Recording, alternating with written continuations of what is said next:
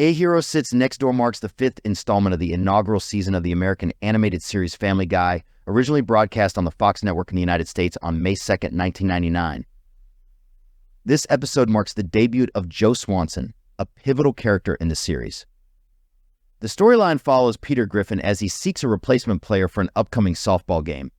Despite initial reservations upon discovering Joe's wheelchair-bound condition, Peter persuades him to join the team due to his college baseball background. Joe proves to be an exceptional player, leading the team to victory.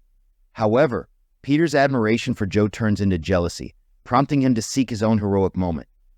Meanwhile, a subplot involves Meg Griffin's attempts to capture the attention of Joe's son, Kevin. Directed by Monte Young and penned by the writing duo Mike Barker and Matt Weitzman, the episode features guest appearances from Susie Plaxton, Michelle Kwan, Wally Winger, and Carlos Alazraqui.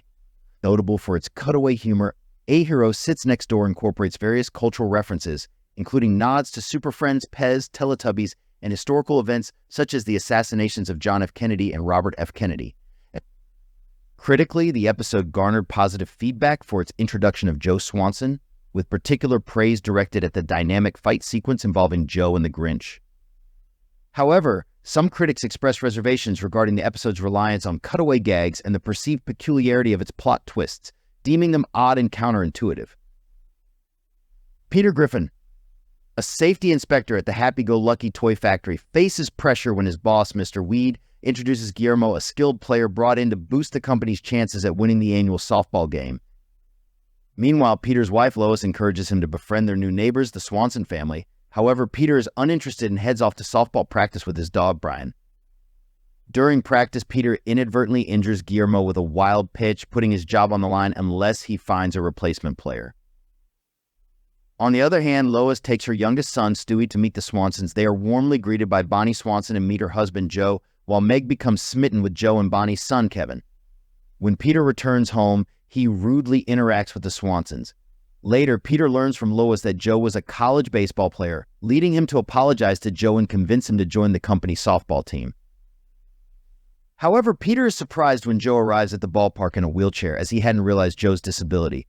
Despite this, Joe proves to be a talented player and leads the team to victory. Joe's popularity grows, leading to a celebratory party where he reveals his past as a police officer injured while battling the Grinch.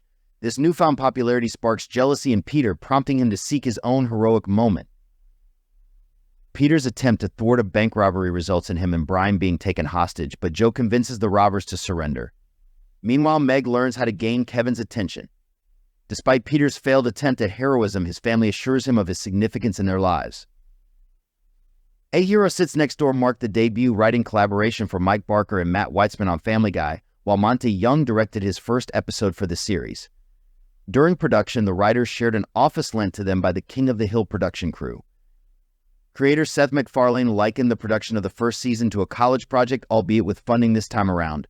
The episode featured guest appearances from actress Susie Plaxton, figure skater Michelle Kwan, as well as actors Wally Winger and Carlos Alazraqui. Notably, recurring guest voice actor Butch Hartman also contributed.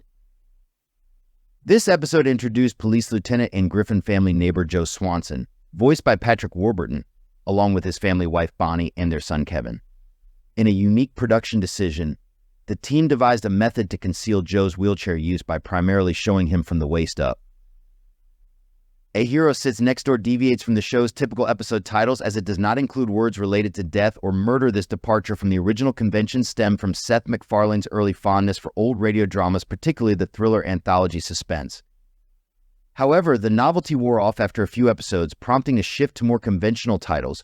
MacFarlane reflected on the transition, noting the challenge of generating ominous titles late at night and the eventual realization that the initial approach had lost its comedic appeal.